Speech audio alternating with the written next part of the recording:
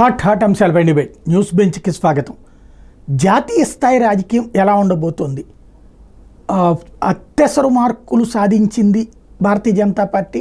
అదే సందర్భంలో ఎన్డీఏ కూటమి, ఎస్పెషల్లీ మహారాష్ట్ర, ఉత్తరప్రదేశ్లో జరిగినటువంటి ఎదురు దెబ్బలు భవిష్యత్తులో భారతీయ జనతా పార్టీ పరిస్థితి ఎలా ఉండబోతుంది? అదే సందర్భంలో జాతీయ రాజకీయాలు వచ్చే ఎలక్షన్స్ నాటికి ఏ విధంగా మారబోతున్నాయి?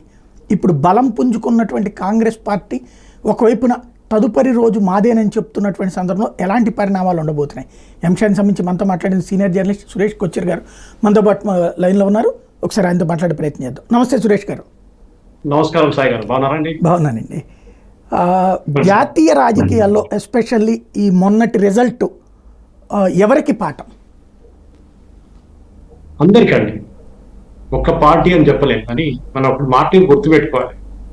1984 తర్వాత కాంగ్రెస్ కి ఎప్పుడు మెజారిటీ రాలేదు on its own. 84 last election Indira Gandhi గారు చనిపోయిన తర్వాత సింపతి వేవ్ లో ఒక ఒక ఒక ఓట్ వచ్చింది. కానీ రాజీవ్ గాంధీ గారు చనిపోయిన తర్వాత అంత మెజారిటీ కాంగ్రెస్ కి రాలేదు ఎప్పుడు.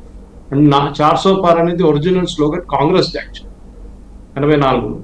కానీ దాని తర్వాత మనం చూస్తే ఏ ఎలక్షన్ అయినా కానివ్వండి, మనం చంద్రశేఖర్ గారు కోalition గవర్నమెంట్, ఇందర్ కుమార్ గుజరాల్ కానివ్వండి, దేవగౌడ, చాలా గవర్నమెంట్స్ వచ్చి పోతున్నారు. కానీ ఒక్క గవర్నమెంట్ కూడా, ఇన్ఫాక్ట్ నరసింహరావు గవర్నమెంట్, ఆయన గవర్నమెంట్ కూడా మైనారిటీ గవర్నమెంట్. దాని తర్వాత 2 టర్మ్స్ మన మన్మోహన్ సింగ్ గారు 2 టర్మ్ లో కూడా కాంగ్రెస్ కి బీజేపీకి ఈసారి వచ్చిన సీట్లు కూడా రాలేదు.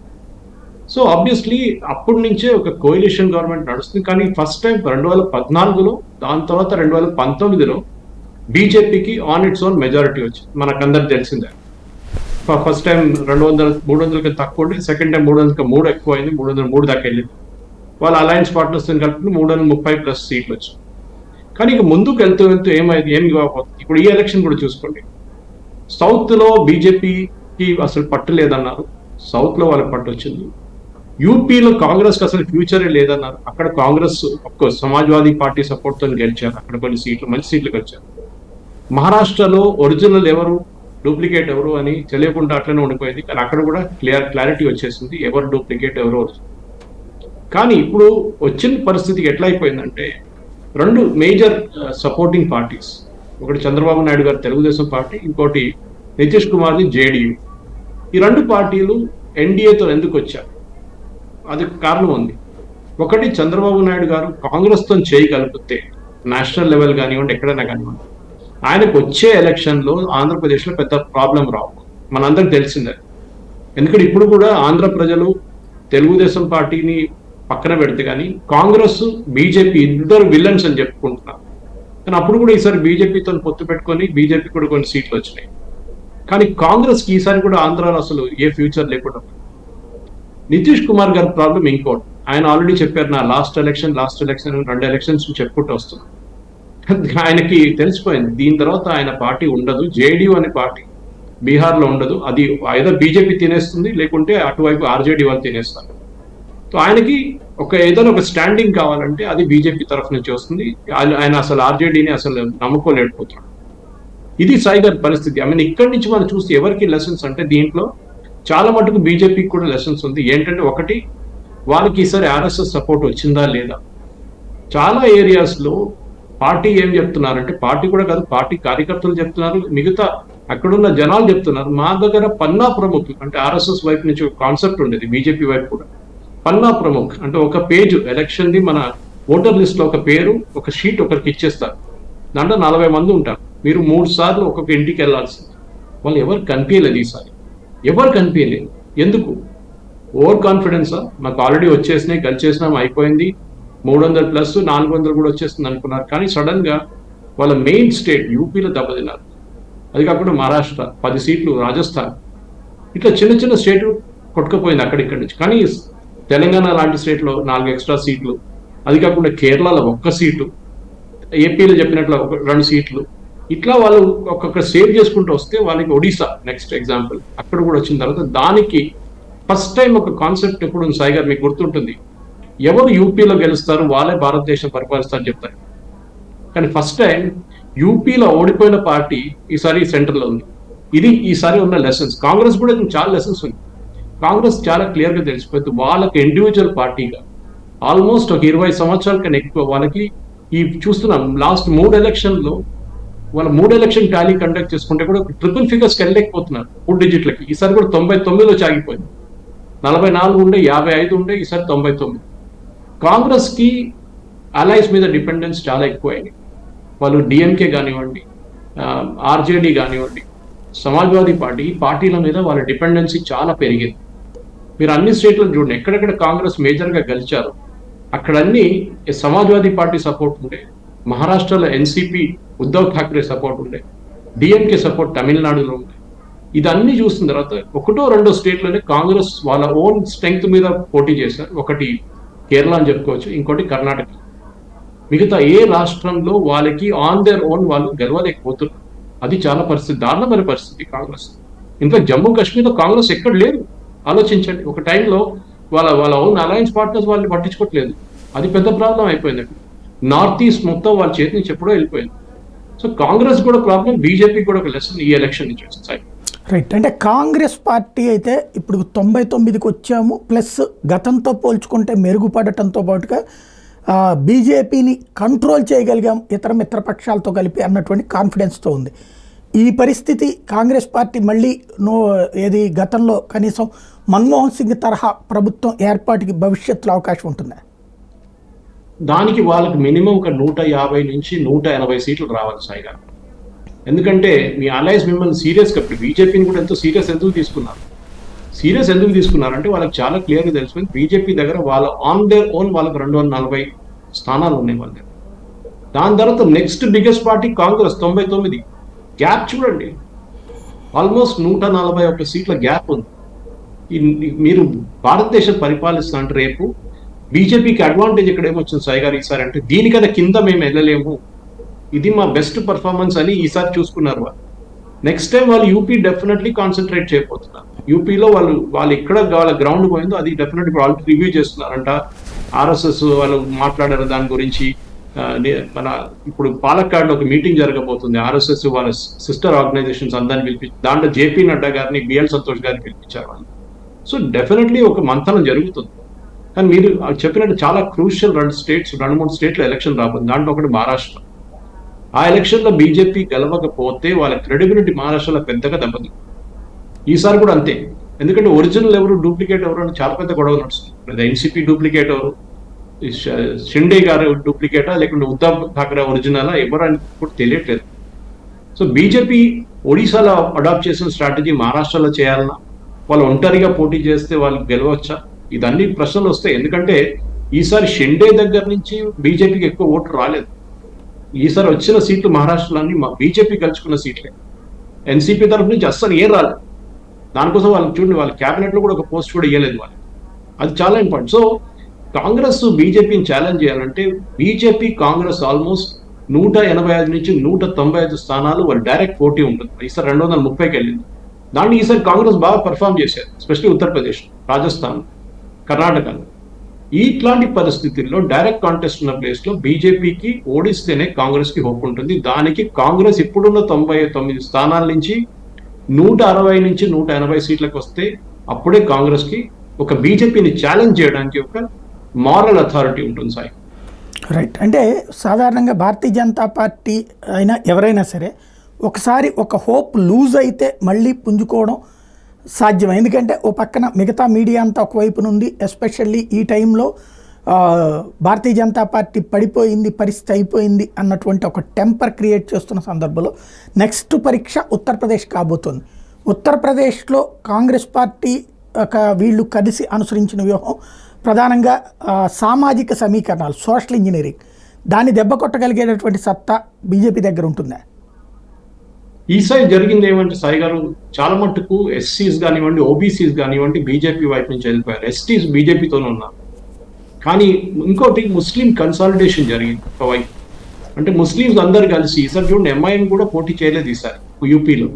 పోయినసారి వాళ్ళు అన్ని జగాల్లో పోటీ చేశారు. ఇన్ఫాక్ట్ ఓవైసీ వెళ్ళి క్యాంపెయిన్ కూడా చేశారు. ఈసారి అసలు హైదరాబాద్ నుంచి జరగలేదు ఓవైసీ. మేబీ అక్కడ మాధవీలత గారు ఆయన్ని బాటిల్ అప్ చేసి పెట్టేశారు. కానీ మీరు చెప్పినట్టు మీడియా ఒక హైప్ క్రియేట్ చేశారు. అది మీరు ఎక్కడ చూడొచ్చు, ధ్రువరాటి వీడియోలు ఉండొచ్చు. ఎట్లా వస్తుందండి 1 కోటి వ్యూస్ 15 నిమిషాల్లో. అంటే న్యాచురల్లీ మీరు యూట్యూబ్కి డబ్బులు ఇస్తే యూట్యూబ్ మీ వ్యూవర్షిప్ పెంచుతుంది, అందరికి తెలిసింది, లీగల్ అది, ఇల్లీగల్ కాదు. మీరు యూట్యూబ్కి డబ్బులు ఇస్తే వాళ్ళు మీకు 10 లక్షల వ్యూస్ కంటే 10 లక్షల వ్యూస్ నెక్స్ట్ 30 నిమిషాలు తెప్పిస్తారు. ఎందుకంటే ఎవడు యూట్యూబ్ ఓపెన్ చేసినా ఈ వీడియో కనిపిస్తుంది, మీ వీడియో కావాలని చెప్పేసి. సో ఇది మీడియా బిల్డప్ ఒకటి డెఫినెట్ గా ఉంది. దాంట్లో మన అందరు ఓపెన్ సొసైటీ ఫౌండేషన్ గారికి మిగతా వాళ్ళు కూడా వీళ్ళందరూ ఏం చేస్తున్నారంటే వీళ్ళు కావాలని చెప్పి దే ఆర్ ట్రైంగ్ టు ఒక మోదీ పోయాడు, మోదీది అయిపోయిన పని, మోదీ ఇంకా థర్డ్ టర్మ్ లేదని చెప్పేసి ఒక కాన్సెప్ట్ తీసుకొచ్చారు. చాలా మటుకు సక్సీడ్ అయ్యారు. దాంట్లో మీడియాని చాలా బాగా వాడుకున్నారు. దాంట్లో మనం చూస్తున్నాం, అది వైర్ ఉండొచ్చు, స్క్వింట్ ఉండొచ్చు, స్క్రాల్ ఉండొచ్చు, మిగతా ఏ యూట్యూబ్ ఛానల్ అనేది ఉండి యాంటీ మోదీ ఛానల్స్ అందరికీ వ్యూవర్షిప్ సడన్ గా పెరిగింది. లాస్ట్ 6 నెలల్లో ఈ ప్రో హిందుత్వ అది మనం చూసాం. దాని తర్వాత ఇన్వెస్టిగేషన్ జరిగింది, యూట్యూబ్ కొంతమంది ఎంప్లాయీస్ ని డిస్మిస్ చేశారు. అది కాకుండా మనం చూసి ఇజ్రాయలీ కంపెనీ సాఫ్ట్వేర్ యూజ్ చేసి, ఏఐ టూల్స్ యూజ్ చేసి, వీళ్ళు చాట్ జీపీటీ యూజ్ చేసి వీళ్ళు నెరేటివ్ని, ఎందుకంటే ఇప్పుడున్న క్యాంపెయిన్ సాయి గారు, ఇది పబ్లిక్ మీటింగ్ కాదు, పబ్లిక్ మీటింగ్ లో నడవదు, న్యూస్ పేపర్ అడ్వర్టైజ్మెంట్ లో నడవదు, టెలివిజన్ అడ్వర్టైజ్మెంట్స్ లో కూడా నడుస్తుంది. ఇప్పుడు మొత్తం నెక్స్ట్ ఎలక్షన్స్, నెక్స్ట్ ఒక 20-30 సంవత్సరాల ఎలక్షన్ జరగబోతుంది అంతా సోషల్ మీడియా. అంటే సోషల్ మీడియా కనుక మీరు ఏదో ట్విట్టర్ అనుకుంటారు, కానీ అన్నిటికంటే ఎక్కువ ఇంపాక్ట్ ఉన్నది వాట్సాప్. చిన్న చిన్న వీడియోలు చేసి వాట్సాప్ వేయడంతో ఏమైతుందంటే కాన్సెప్ట్ మొత్తం తిప్పేస్తారు. వీళ్ళు క్యాంపెయిన్ ఒకవైపు వెళ్తున్నా ఇంకో వైపు వెళ్ళిపోతుంది సార్. సో దానికి బీజేపీ ఈసారి వాళ్ళ ఐటీ వింగ్ చాలా పెద్దగా ఫెయిల్ అయ్యారు ఈసారి. ఎందుకంటే మీ అపోనెంట్స్ ని ట్యాకిల్ చేయాలంటే మీకు ఏం చేయాలని మీకు క్లారిటీ ఉండాలి, అది లేకుండా పోయింది ఈసారి బీజేపీకి. వాళ్ళు చాలా లైట్ తీసుకున్నారు కాంగ్రెస్ ఏం చేస్తుంది అని చెప్పేసి. కానీ కాంగ్రెస్ వాళ్ళు చాలా విపరీతమైన డబ్బులు ఖర్చు పెట్టారు, డైరెక్ట్ కాదు, ఇండైరెక్ట్. ఓపెన్ సొసైటీ చూస్తున్నాం, మనం ఇండియా ఫౌండేషన్ చూస్తున్నాం, వీళ్ళందరూ కోట్లు ఖర్చు పెట్టారు. మనకు తెలిసి ఒక్కొక్క ఆర్టికల్ కి నన్ను అప్రోచ్ అయ్యారు, 30,000 రూపాయలు ఒక ఆర్టికల్కి ఇస్తారని చెప్పేసి, అంటే ఒక వీడియో చేస్తారు. ఆలోచించండి, మీలాంటి వాళ్ళు అయితే రేపటి నుంచి మర్సిడీస్ బెంజ్ నడిపించచ్చు కావాలంటే, ఆ పరిస్థితికి వచ్చేసింది. సో డబ్బులు ఇచ్చి ఆర్టికల్స్ రాపించుకోవడం, యూట్యూబ్ వీడియోలు చేయడం, ఇది ఇప్పుడు ఎలక్షన్ క్యాంపెయిన్ గా మారిపోయింది. రైట్, దాన్ని ఎలా ఫేస్ చేయగలుగుతుంది? దాన్ని ఫేస్ చేయడం సింపుల్. మీరు పక్కన ఒక ఆర్మీ ఉంటే మీరు ఒక ఆర్మీ క్రియేట్ చేసుకోవాలి. కానీ బీజేపీ ఆర్మీ ఎట్లా అయిపోయిందని స్పెషల్ తెలంగాణలో చెప్తాను. అసలు నాకు ఏం భయం లేదు, నన్ను చాలా మంది తిడతారు బీజేపీ వాళ్ళు, కానీ వాళ్ళ కోసం, వాళ్ళ మంచిదానికి చెప్తున్నాను నేను. చాలా ఒక కెపాసిటీ లేని మనుషుల్ని ఐటీ సెల్లో పెట్టారు. ఒక ఆర్టికల్ రాయలేరు, కొంతమంది ఉన్నారు, చాలా తక్కువ. ఒక డీసెంట్ గా ట్వీట్ చేయలేరు, అది కాకుండా యూట్యూబ్ వీడియోలు చేయలేరు. ఇట్లాంటి మనుషులు తీసుకొచ్చి మీరు ఐటీ సెల్లో పెడితే ఏం చేస్తారు? వాళ్ళకి ఎక్స్పర్టీస్ లేదు. 19లో నాకు గుర్తుంది, ఇప్పుడు 2014లో నేను కూడా ఐటీ టీంలో ఉన్నాను, బీజేపీ ఐటీ సెల్లో. కానీ దాని తర్వాత బయటకు వచ్చేసాను, ఎందుకంటే ఎవరెవరో కాండువాలు వేసుకొని తిరగడానికి ఇక్కడ ఉన్నారు, బ్యాచ్లు వేసుకొని తిరగడానికి ఉన్నారు. సో బీజేపీ వాళ్ళ ఎంటైర్ ఐటీ టీంని, అమిత్ షా గారు దాంట్లో ఎక్స్పర్ట్, ఆయన మొత్తం ఉన్న టీంని స్క్రాప్ చేసేసి కొత్త టీంని క్రియేట్ చేయాల్సి వస్తుంది. ఆన్ యువర్ ఫీట్ థింకింగ్ అంటారు ఇంగ్లీష్లో. అంటే ఇప్పుడు జరిగిన దానికి నెక్స్ట్ 5 నిమిషాల మీరు రిప్లై ఇవ్వకపోతే పోయింది, కథం, గేమ్ అయిపోయింది అనమాట. సో అక్కడ అమిత్ షా గారి ఫేక్ వీడియో తీసుకొని అది ఎస్సీ ఎస్టీ రిజర్వేషన్ తీసేస్తారు, ఓబీసీ రిజర్వేషన్ తీసేస్తారని మొత్తం మార్పు చేసుకున్నారు ఆ వీడియోని. ఏం చేశారు బీజేపీ వాళ్ళు? అక్కడ ఇక్కడ 2 పోలీస్ కేసులు వేశారు అంతే. అరే మీరు అకౌంటే సస్పెండ్ చేయొచ్చు, బికాస్ ఫేక్ వీడియోస్ సర్క్యులేట్ చేస్తే మీరు ఎక్స్ కానివ్వండి, ఎవరైనా కానివ్వండి, వాళ్ళ మీద కేసు వేస్తే వాళ్ళ అకౌంటే సస్పెండ్ చేస్తారు. ఇక్కడ ఏమైంది, రేవంత్ రెడ్డి గారి మీద కేసు వేశారు, వాడు యూత్ కాంగ్రెస్ వాడు కేసు వేశారు, అయిపోయింది. కానీ ఆ వీడియో ఒక్కటే చాలా డ్యామేజ్ చేసింది బీజేపీ. కానీ బీజేపీ ఐటీ సెల్ రియాక్ట్ కాలేదు, అది బీజేపీ చాలా పెద్ద వీక్నెస్. రైట్, ఉత్తరప్రదేశ్లో ఎస్పెషల్ నేను అన్నది ఇందాకదే, సోషల్ ఇంజనీరింగ్లో ఉత్తరప్రదేశ్ పర్ఫెక్ట్గా చేసుకెళ్ళింది. వాస్తవంగా ఒకప్పుడు ఆ సోషల్ ఇంజనీరింగే అక్కడ భారతీయ జనతా పార్టీని అధికారంలోకి తెచ్చింది. ఇప్పుడు అదే సోషల్ ఇంజనీరింగ్ భారతీయ జనతా పార్టీని అక్కడ వెనక్కి తన్నింది. అక్కడ ఎలా పుంజుకోగలుగుతుంది అసలు? మళ్ళీ వీళ్ళ కోర్ కాన్సెప్ట్కి వెళ్ళాల్సిన సాయి. బీజేపీ వాళ్ళ కోర్ ఓటర్ బేస్ని మర్చిపోయారు. ఒక రామ మందిరం కట్టేసి మర్చిపోయారు వీళ్ళు. రామ మందిరం కడితే అయిపోతుంది, అన్నీ అయిపోతుంది అనుకున్నారు. కాదండి, రామ మందిరం ఒక చిన్న 500 ఇయర్ హిస్టరీని కరెక్ట్ చేశారు. అక్కడి నుంచి మీరు ఏం చేశారు? మేము కాశీ మథురా ముట్టం, ఇప్పుడు మాకు ఏం దాంతో సంబంధం లేదు చెప్పం, కానీ మీ కోర్ ఓటర్ బేస్ ని మీరు రెలిగేట్ చేశారు. ఇంకోటి, మీరు ఓబీసీ ఎస్సీ ఎస్టీ అందరిని అంటారు, కానీ లాస్ట్ టైం ఓబీసీ చాలా మంది బీజేపీని సపోర్ట్ చేస్తారు. అప్పుడు మోదీ గారు ఓబీసీ గారు అక్కడి నుంచి వచ్చారు కదా, వాళ్ళు కోర్ ఓటింగ్ బేస్ ఎక్కడికి వెళ్ళింది? సమాజ్వాదీ పార్టీని ఎందుకు సపోర్ట్ చేస్తున్నారు? ఫైజాబాద్ లాంటి చోట్లలో మీరు కార్ సేవకుల మీద ఫైరింగ్ చేస్తున్న అఖిలేష్ యాదవ్ గారు నాన్నగారు ములాయం సింగ్ యాదవ్ గారు ఫైర్ చేశారు, వాళ్ళ పోలీస్ ఫైర్ చేసినప్పుడు వాళ్ళని మీరు ఫైజాబాద్ నుంచి గెలిపించారు. అది ఎట్లా జరిగింది? ఎందుకంటే మీరు కోర్ ఓటర్ బేస్ ని మర్చిపోయారు. మీరు కోర్ ఓటర్ బేస్ అంటే మీ హిందూ ఓటర్ బేస్ ని మీరు పక్కన పెట్టేసి వాళ్ళని టేకెన్ ఫర్ గ్రాంటెడ్ అంటారు ఇంగ్లీష్ లో. ఎక్కడికి వెళ్తారులే మాకే ఓటేస్తారని కాదు. అదే టైంలో మీరు సోషల్ ఇంజనీరింగ్ గురించి మాట్లాడు సాయి గారు, ఒక మాట మనం గుర్తుపెట్టుకోవాలి. అన్నిటికంటే పెద్ద సోషల్ ఇంజనీరింగ్ జరిగింది ఛత్తీస్గఢ్. అక్కడ ట్రైబల్స్ చాలా ఉన్నారండి. అది కాకుండా మధ్యప్రదేశ్ లో కూడా, ఇక్కడ కూడా తక్కువేం కాదు. యూపీ లాంటిది ఆల్మోస్ట్ నార్దర్న్ మధ్యప్రదేశ్ అనగానే ఇది ఆల్మోస్ట్ యూపీ లాగా ఉంటుంది. అక్కడ బాగా బీజేపీ అన్ని తీసుకెళ్లారు కదా. మళ్ళీ యూపీలో ఎందుకు జరగలేదు? యూపీలో 2-3 ప్రాబ్లమ్స్ ఉండే సాయి. ఒకటి వాళ్ళ క్యాండిడేట్ సెలెక్షన్. మీరు నా దగ్గర మొత్తం అక్కడ ఉన్న అన్ని కాన్స్టిట్యున్సీ క్యాండిడేట్ డీటెయిల్స్ ఉంది. చాలా మంది క్యాండిడేట్స్ మార్చారు, కానీ చాలా క్యాండిడేట్స్ రీటైన్ చేసుకున్నారు. ఈ రీటైన్ చేసుకున్న దాంట్లో చాలా మంది ఓడిపోయారు ఈసారి. డెఫినెట్ గా బీజేపీ చూడాల్సిందంటే మా దగ్గర ఇప్పుడు జరిగిన ఈ తప్పు మేము ఎట్లా కరెక్ట్ చేయాలంటే వాళ్ళు క్యాండిడేట్ సెలెక్షన్ చాలా చాలా కేర్ఫుల్ గా చూడాలి. అక్కడున్న లోకల్ ఇప్పుడు చూడండి, మధ్యప్రదేశ్ లో ఎవరు గెలిపించారు ఈ ఎలక్షన్ ని? శివరాజ్ సింగ్ చౌహాన్ ఎక్స్ సీఎం ఉండి కూడా ఆయన గెలిపించారు మిమ్మల్ని. అక్కడ యోగి ఆదిత్యనాథ్ కొంచెం కిందకి దింపడానికి చాలా మంది బీజేపీ నుంచే ప్రయత్నం చేశారు. ఆయన్ని ఎట్లయినా, ఎందుకంటే ఆయన ఒక థ్రెట్ గా వస్తున్నారు వీళ్ళందరికీ అని చెప్పేసి ఆయన ఎట్లయినా ఆయన ఇన్ఫ్లుయెన్స్ తగ్గించడానికి ఈ ఎలక్షన్ లో యోగి ఆదిత్యనాథ్ మీద వీళ్ళు చాలా క్యాంపెయిన్ చేశారు. వాళ్ళ క్యాండిడేట్ సెలక్షన్ మార్చడానికి యోగి ఆదిత్యనాథ్ కి ఛాన్స్ ఇవ్వలేదు. అది బీజేపీకి పెద్దగా ప్రాబ్లం అయిపోయింది ఈసారి. నెక్స్ట్ టైం క్యాస్ట్ ఈక్వేషన్, ఎందుకంటే బీహార్, యూపీ, ఈవెన్ మన ఆంధ్రప్రదేశ్ కూడా ఇది తక్కువ కాదు క్యాస్ట్ ఈక్వేషన్. మనం ఇక్కడ కమ్మ కాపు అన్ని మాట్లాడుకుంటాం. ఇదే పరిస్థితి యూపీలో ఉంది. అక్కడ కూడా సబ్ డివిజన్ క్యాస్ట్ ఉంది, భూమియార్ కానివ్వండి, మిగతా క్యాస్ట్ ఉండి అక్కడ బ్రాహ్మిన్స్ కూడా కొంతమంది ఇన్ఫ్లుయెన్స్ చేస్తారు. ఓబీసీస్ ఉన్నారు, చాలా మటుకు సబ్ సెక్స్ ఉన్నారు ఓబీసీలో. వాళ్ళని మీరు ఎట్లా తీసుకెళ్తారు? వాళ్ళ క్యాండిడేట్ సెలెక్షన్ ఈసారి బీజేపీకి యూపీలో అన్నిటికంటే పెద్ద ప్రాబ్లం ఉంటే నేషనల్ లీడర్షిప్ సెంట్రల్ లో కూర్చొని మీరు క్యాండిడేట్ సెలెక్షన్ డిసైడ్ చేయలేరు. తెలంగాణ తీసుకోండి సాయి గారు, ఇక్కడ గెలిచిన 8 క్యాండిడేట్లు 4 అయితే వాళ్ళ ఓన్ ఇన్ఫ్లుయెన్స్ మీద గెలిచారు లాస్ట్ టైం. సికింద్రాబాద్ పక్కన పెట్టి, సికింద్రాబాద్ బీజేపీ సీట్ అయిపోయింది. కానీ మిగతా 3 స్టేట్లు కరీంనగర్ కానీ, ఆదిలాబాద్ కానీ, నిజామాబాద్ లాస్ట్ టైం ఎట్లా గెలిచారు? వాళ్ళు అక్కడ ఉన్న క్యాండిడేట్ ఇన్ఫ్లుయెన్స్ మీద గెలిచారు. ఎస్, పార్టీ ఇన్ఫ్లుయెన్స్ ఉంది.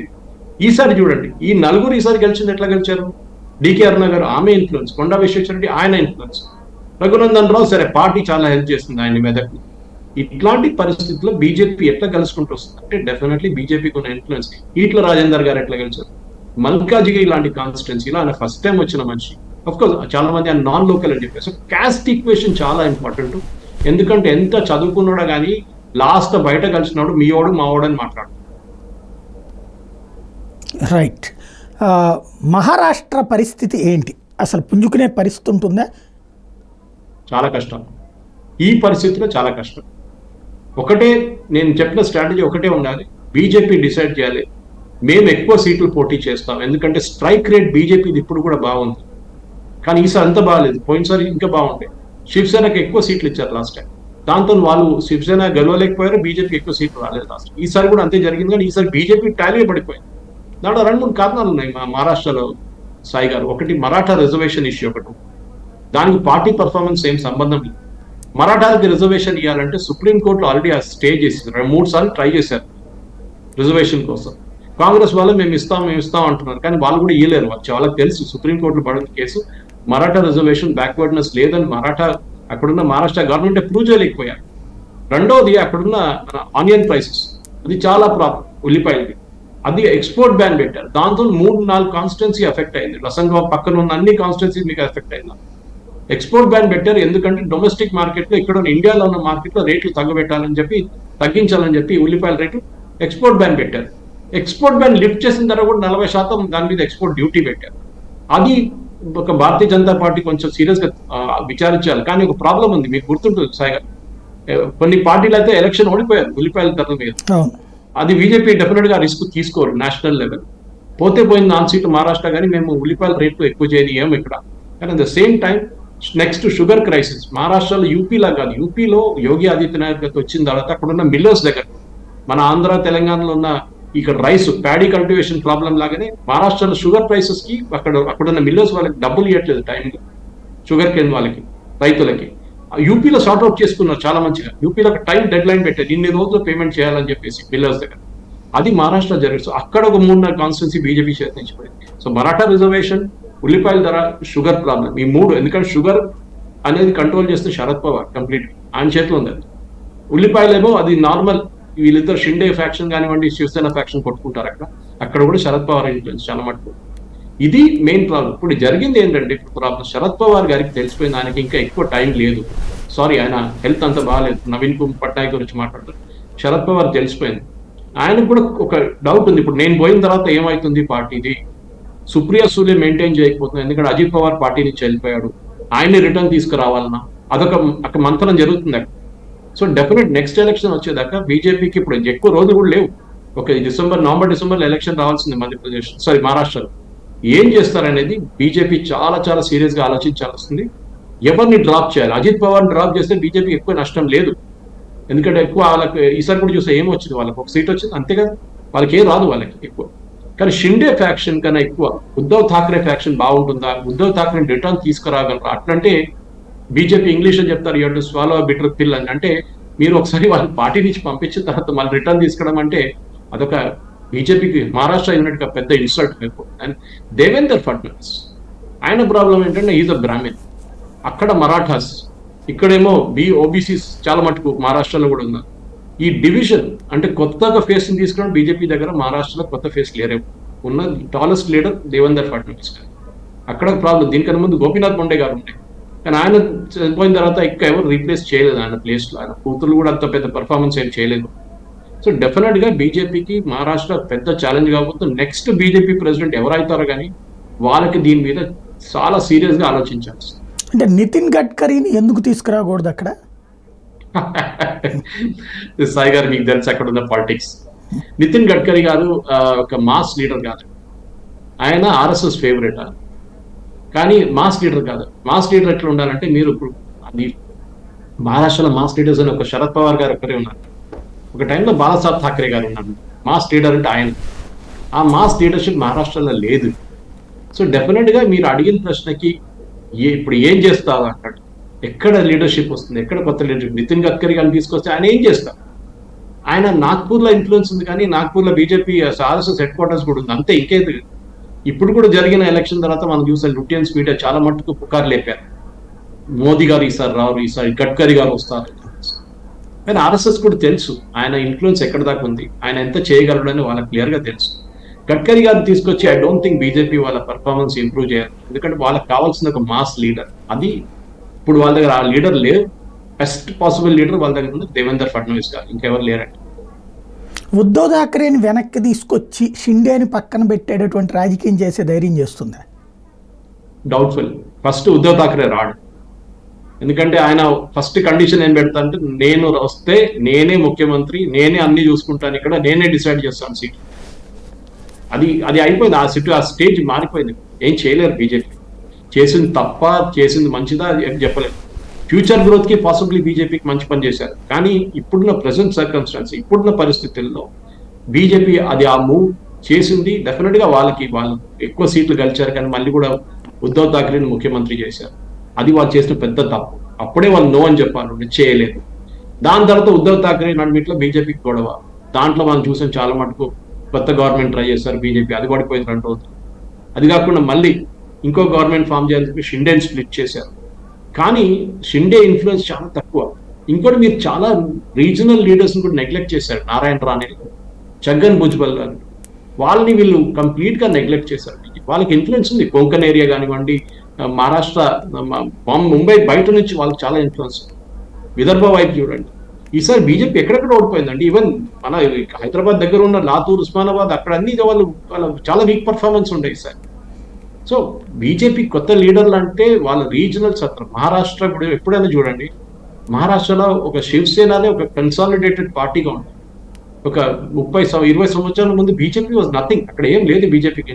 కాంగ్రెస్ ఉండే, ఏఆర్ అంతులే కానివ్వండి, ఇట్లాంటి పెద్ద పెద్ద నేతలు ఉండే అక్కడ, చౌహాన్, వాళ్ళంతా వసంతదాదా పాటిల్, వాళ్ళ కొడుకులు కూతురు ఇప్పుడు పోటీ చేస్తున్నారు, కానీ వాళ్ళకంత ఇన్ఫ్లుయెన్స్ లేదు. సో మహారాష్ట్రలో ఒక లాస్ట్ లీడర్ అనేది శరద్ పవార్ గారు ఒక్కరే ఉన్నారు. ఆయన పోయిన తర్వాత మీరు చూసుకోండి సాయి గారు, ఈ ఉన్న శివసేన, ఈ ఉన్న ఎన్సీపీ అందరు కొట్టుకొని అక్కడ వాళ్ళు స్ప్లిట్ అయిపోతారు. కానీ అదొక్కటే మేజర్ పాయింట్. ఆ శరద్ పవార్ కూడా చాలా క్లియర్ గా తెలుసు.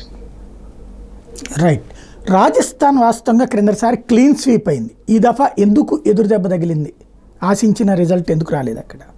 విజయరాజ సింధియా వసుంధర రాజే సిండియా, ఇది అందరు పేర్లు మర్చిపోకండి. వీళ్ళ స్కిండియా ఫ్యామిలీది పెద్ద ఇన్ఫ్లుయెన్స్ ఉంది అక్కడ. ఓకే, విజయరాజేశ్వరి ఆ ఇన్ఫ్లుయెన్స్ నుంచి వచ్చారు కదా, స్కిండియా ఫ్యామిలీ ఇన్ఫ్లుయెన్స్ నుంచి కిందకి వచ్చారు. కానీ అక్కడ మీరు ముఖ్యమంత్రినే మార్చేశారు. సో న్యాచురలీ వాళ్ళ ఫ్యామిలీకి కోపం ఉంటుంది. వాళ్ళ ఒరిజినల్లీ మధ్యప్రదేశ్ నుంచి. కానీ ఆమె ఎక్కడ మర్చిపోదు ఆమె. సో డెఫినెట్లీ ఆ కావాలని చెప్పి ఈసారి పుల్లలు పెట్టి చేశారు. ఇంకోటి, అక్కడ రాజ్పుత్స్ ఒక ప్రాబ్లం ఉండే. ఒకటి మీరు చెప్పొచ్చు అగ్నివీర్ అగ్నిపత్ స్కీమ్ అని చెప్పేసి, అది అంతే 1-2 కాన్స్టిట్యున్సీలు దాని ఇన్ఫ్లుయెన్స్ ఉండొచ్చు, అది కూడా చాలా తక్కువ, 40,000 నుంచి 50,000 ఓట్లు. కానీ వాళ్ళు బీజేపీ 10 సీట్లు ఎందుకు కోల్పోయారు కదండి, అది చాలా పెద్ద ప్రాబ్లం బీజేపీకి. లోకల్ లీడర్షిప్, మీరు న్యూ లీడర్షిప్ తీసుకొచ్చారు, మంచి పని చేశారు. అది మధ్యప్రదేశ్లో చేశారు, అక్కడ మొత్తం సీట్లు వచ్చినాయి కదా మీకు. నేను దీనికన్నా ముందు చెప్పినట్లు అది శివరాజ్ సింగ్ చౌహాన్ గారి గేమ్, ఆయన గేమ్లో ఉన్నారు, ఆయన ముందు నుంచి లీడ్ చేశారు. కానీ రాజస్థాన్ ఎట్లయిపోయిందంటే స్ప్లిట్ అయిపోయారు 2 వైపులు. ఒకటేమో ఓల్డ్ క్యాంప్, ద స్కిండియా క్యాంప్, ఒకటేమో ఈ న్యూ క్యాంప్ ఒకటి. సో ఈ ఢిల్లీలో కూర్చొని, ఇది కాంగ్రెస్ ప్రాబ్లం ఉండే ముందు సాయి గారు మీకు గుర్తుంటుంది, తెలుగుదేశం పార్టీ ఎట్లా ఫామ్ అయింది ఆంధ్రప్రదేశ్లో, ఉమ్మడి ఆంధ్రప్రదేశ్లో. ఎందుకంటే అన్ని నిర్ణయాలు ఢిల్లీలో తీసుకుంటుంటే. కార్టూన్ కూడా ఉండే ఈనాడులో ఆ టైంలో, కుండ పెట్టుకుని తల మీద వస్తారు, బేగంపేట ఎయిర్పోర్ట్లో కుండ బలపడితే ఆయన ముఖ్యమంత్రి అని తెలిసిపోతున్నారు. ఆ అంజయ్ గారిని ఇన్సల్ట్ చేశారు బేగంపేట ఎయిర్పోర్ట్లో రాజీవ్ గాంధీ గారు, దాంతో తెలుగుదేశం పార్టీ పుట్టింది. బీజేపీ కూడా అదే పరిస్థితికి వస్తుంది. సెంట్రల్ లీడర్షిప్ అన్ని డిసైడ్ చేస్తుంది కాదు, మీరు లోకల్ లీడర్షిప్ని డిసైడ్ చేయనియండి, అప్పుడు చూడండి మార్పు, చూడండి డెఫినెట్గా మార్పు వస్తుంది. రాజస్థాన్లో అదే తప్పు చేశారు, మీరు చాలా మటుకు యూపీలో అదే తప్పు చేశారు. మీరు యోగి ఆదిత్యనాథ్ ఫ్రీ హ్యాండ్ ఇస్తే, ఆయన ఓన్ క్యాండిడేట్స్ పెడితే ఆయన మీకు మినిమం ఒక 50 నుంచి 60 సీట్లు తీసుకొస్తారు. వీళ్ళు చేయనీయలేదు, ఎందుకంటే వాళ్ళ సెంట్రల్ ఇన్ఫ్లుయెన్స్ చూపించడానికి ట్రై చేస్తారు. ఏం చెప్తే కాంగ్రెస్ హైకమాండ్ అని చెప్పి ఒక టర్మ్ ఉండే ముందు, ఇప్పుడు కూడా ఉంది. ఇప్పుడు బీజేపీలో కూడా హైకమాండ్ వచ్చేసింది, అది ప్రాబ్లం. లోకల్ లీడర్షిప్, బీజేపీ వాళ్ళ లోకల్ లీడర్షిప్ని పైకి రానియట్లేదు. కర్ణాటకలో యదియూరప్పతో ఒకసారి మనకందరికి తెలుసు ఏం జరిగింది కర్ణాటక. అదే పరిస్థితి మధ్యప్రదేశ్లో జరిగింది, శివరాజ్ సింగ్ చౌహాన్ని పక్కన పెట్టారు. ఎస్ కరెక్ట్, ఆయన చాలా టర్మ్స్ సర్వ్ చేశారు. ఒడిశాలో చూడండి, ఇన్ని సంవత్సరాల నుంచి పరిపాలించిన నవీన్ పట్నాయక్ గారు ఓడిపోయారు. అంటే ఇంకా మంచిగా ఉందా? కాదు కదా, చాలా మంచి ప్రోగ్రెస్ తీసుకొచ్చారు స్టేట్. అది ఏదైనా పవర్టీ ఎలిమినేషన్ కానివ్వండి, మిగతా ఇన్ఫ్రాస్ట్రక్చర్ చాలా మంచిగా డెవలప్ చేశారు. కానీ ఆయన ఓడిపోయారు, ఎందుకంటే ఒక టైం తర్వాత ఫెటీగ్ వచ్చేసింది, చూసిన మంచి చూసి బోర్గొడు. సో బీజేపీ మార్చేశారు. కానీ వసుంధర రాజే ఉండేనా, ఎవరైనా ఉండేది, అది మీరు చూడాల్సింది కదా, ఏం చేయబోతుందా ఆమెని. Correct, she played a lot of politics. దీనికన్నా ముందున్న గవర్నమెంట్, గెహ్లోట్ గవర్నమెంట్ని గెలిపించడంలో ఆమె చేయి ఉండే. అది ఎవరు నేను చెప్పలేదు, సచిన్ పైలట్ చెప్పారు, అందరు గుర్తుంటుందని. దట్ స్కిండియా ఫ్యామిలీ ఆ సపోర్ట్తోనే గెలిచారు అశోక్ గెహ్లోట్. సో బీజేపీకి ఒక చాలా సీరియస్ ఒక మంతనం చేయాల్సి ఉంటుంది, ఒక mix of old and new. మన ఒడిశాలో కూడా చూశారు, ఎక్కడ లేని మనిషి. నేనైతే అనుకున్నాను ధర్మేంద్ర ప్రధాన్ కాబోతున్నారు ముఖ్యమంత్రి, కాదు. ఇంకా ఆయన ఫోర్ ఫ్రంట్ లో ఉన్నాడు. ఇప్పుడు ఆయన యూనియన్ మినిస్టర్ చేసి కొత్తగా ఆయన్ని తీసుకొచ్చారు.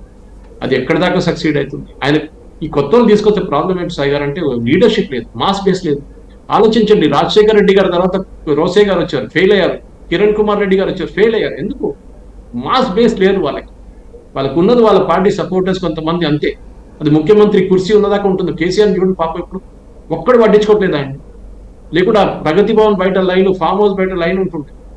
మీకు ఆ చైర్ ఉన్నదాకా, ఆ పవర్ ఉన్నదాకా మనుషులు మీరు ఎంట తిరుగుతారు. ఏ రోజు ఆ పవర్ పోయిందో మీ చేతి నుంచి, ఆ సీఎం అనే పోస్ట్ పోయిందో, ఎప్పుడు మిమ్మల్ని పట్టించుకోరు. అది కర్ణాటకలో బీజేపీతో జరిగింది, దీనికన్నా ముందు మధ్యప్రదేశ్లో ఈసారి జరగలేదు, వెరీ లక్కీ. ఛత్తీస్గఢ్లో కూడా బీజేపీ ఆ 2 సీట్లు ఓడిపోయింది, కానీ మిగతా సీట్లు మంచిగా రిటైన్ చేసుకుంది. కానీ వాళ్ళ పెద్ద ప్రాబ్లం వచ్చింది మహారాష్ట్ర, రాజస్థాన్, ఉత్తరప్రదేశ్. ఈ 3 రాష్ట్రాలే బీజేపీని ఈసారి వచ్చింది. రైట్. ఇప్పుడు రాజస్థాన్కి సంబంధించి మరి వసుంధర రాజేని మళ్ళీ ఆవిడ చేతికి అప్పగించే ప్రయత్నం ఏమైనా చేస్తారా? సేమ్ ప్రాబ్లం అండి. ఉద్ధవ్ ఠాకరేని ముఖ్యమంత్రిగా పిలవడం అనేది బీజేపీ మళ్ళీ వసుంధర రాజుని తీసుకురాదు. ఐడియల్ సిచ్యువేషన్ ఏముంటుంది చెప్పండి సాయి గారు? శివరాజ్ సింగ్ చౌహాన్ చేసినట్టు ఆమెను కూడా యూనియన్ మినిస్టర్ చేయాలండే కదా, కానీ ఆమె ఒప్పుకోలేదు.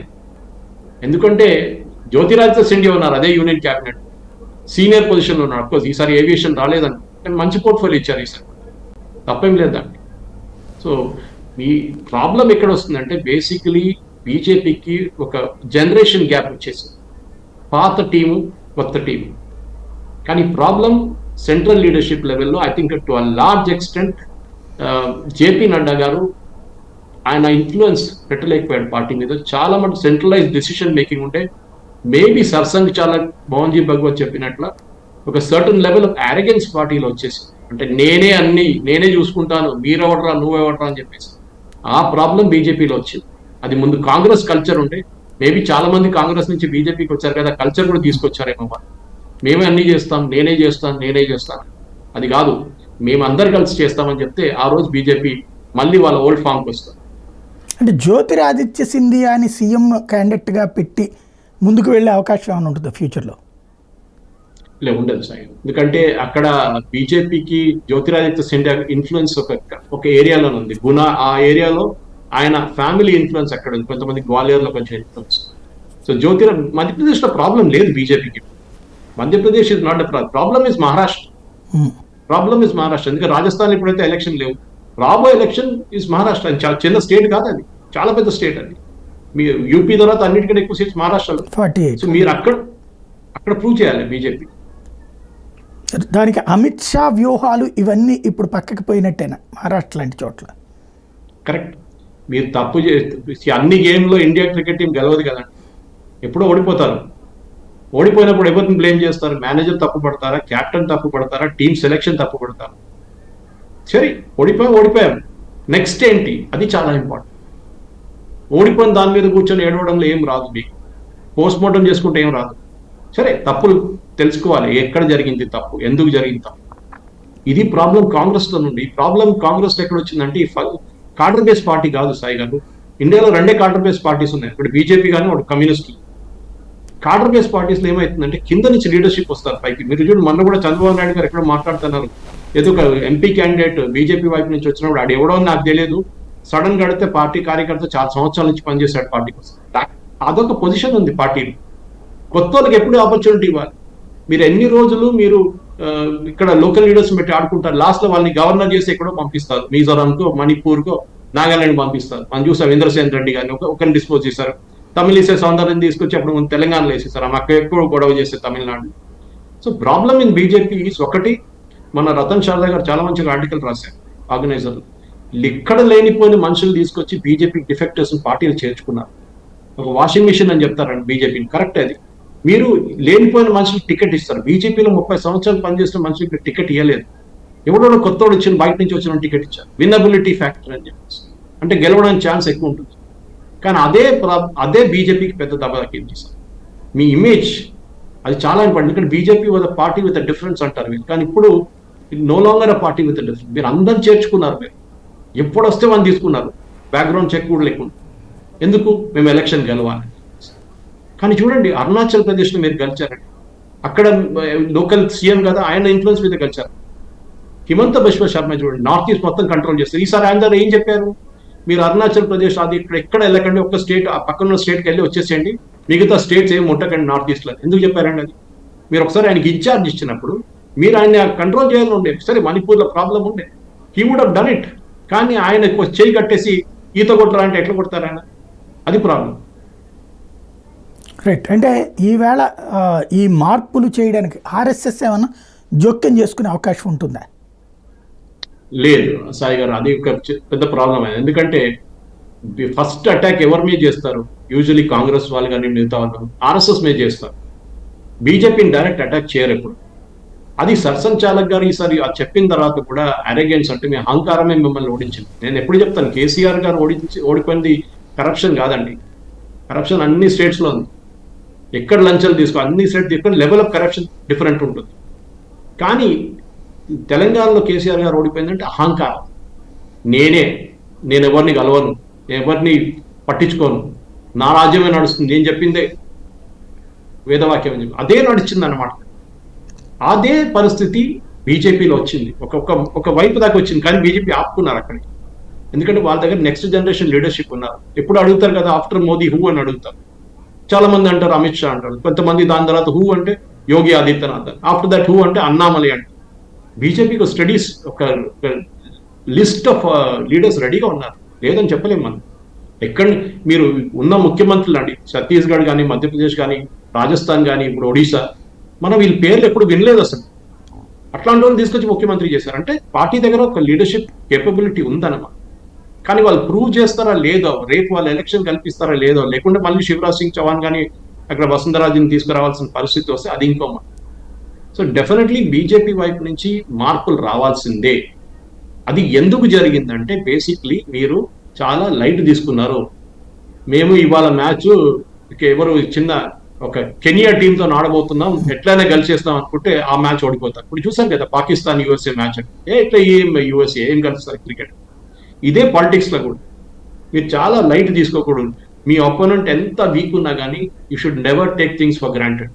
ఏ రోజు మీరు అది తీసుకుంటారో ఆ రోజు మీ పరిస్థితి ఇట్లానే అయిపోతుంది. బీజేపీ పరిస్థితిలో మీరు ఎప్పుడు లైట్ తీసుకోకూడదు. You should fight every battle, మీరు గెలవాల్సిందే. కానీ అయిపోయిందిలే 400 వచ్చేస్తుంది ఇంకేం చేయాలని చెప్పేసి లైట్ గా తీసుకున్నారు. బీజేపీ ఓటర్లు కూడా చాలా మంది అనుకున్నారు నేను ఓట్ అయిపోతే ఏమైతుంది, ఎట్లయినా గెలిచేస్తున్నారు కదా.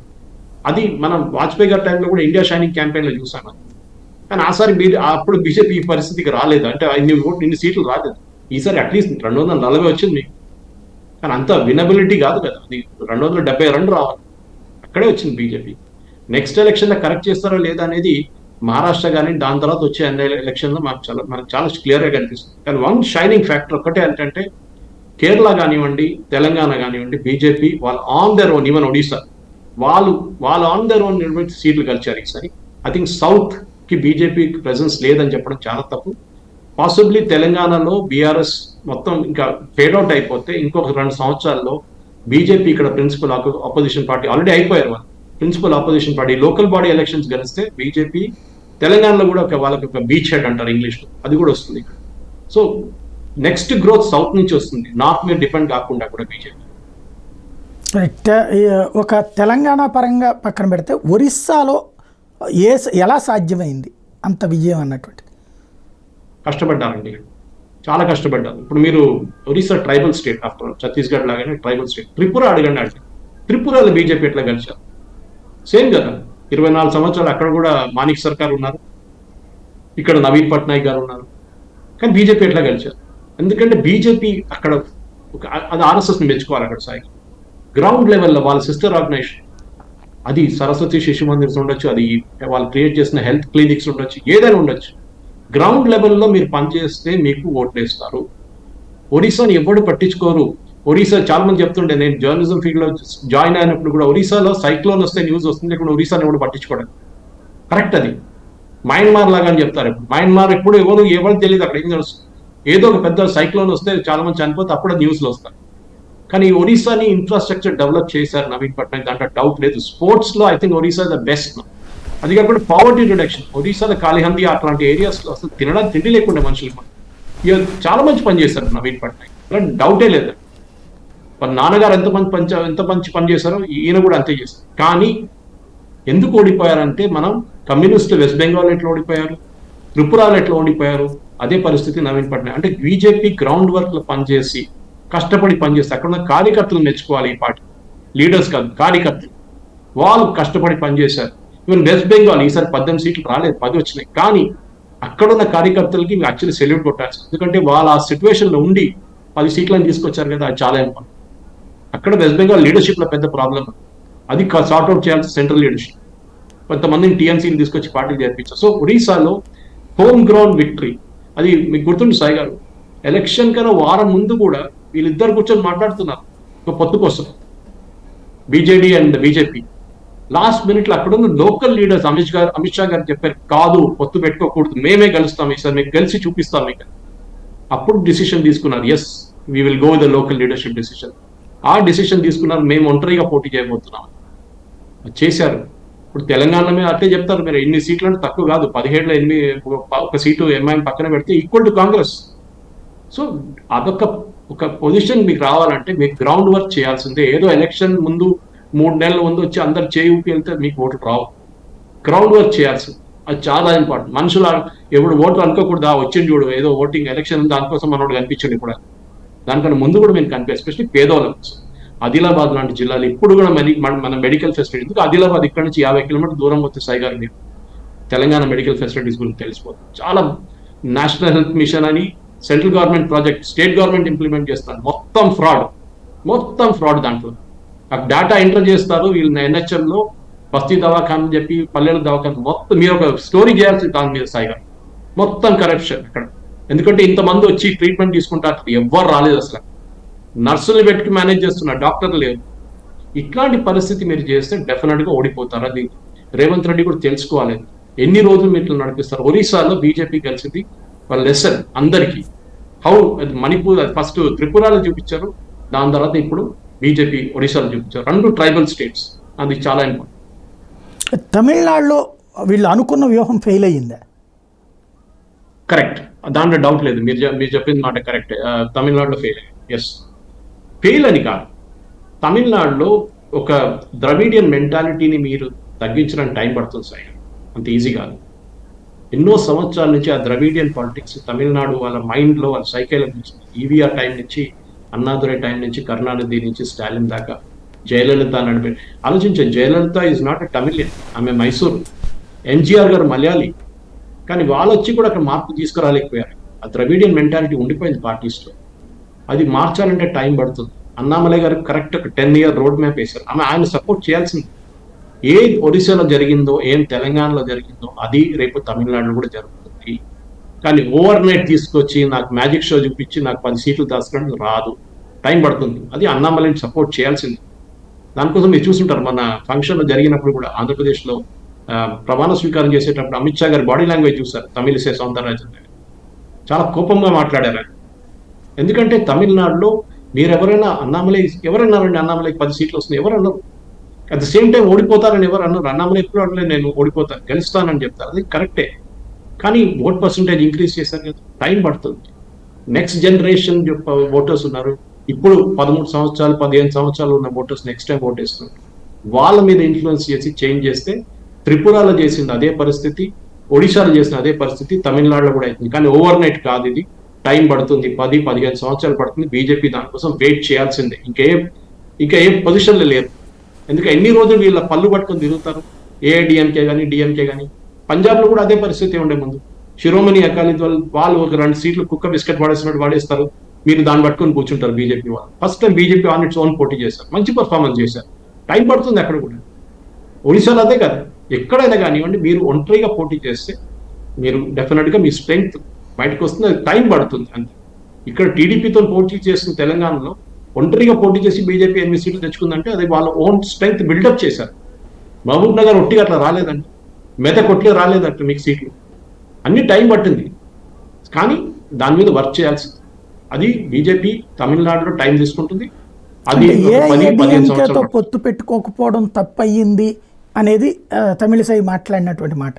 ఇప్పటికీ ఆ ఛాయిస్ ఉంది కదా, అది పెట్టుకోకపోవడం తప్పైందా? అంటే బీజేపీ ఎప్పుడు గ్రో కాదండి. ఎప్పుడు ఏఐడిఎంకే వాళ్ళ తమ ప్రింట్ కింద ఉంటారు.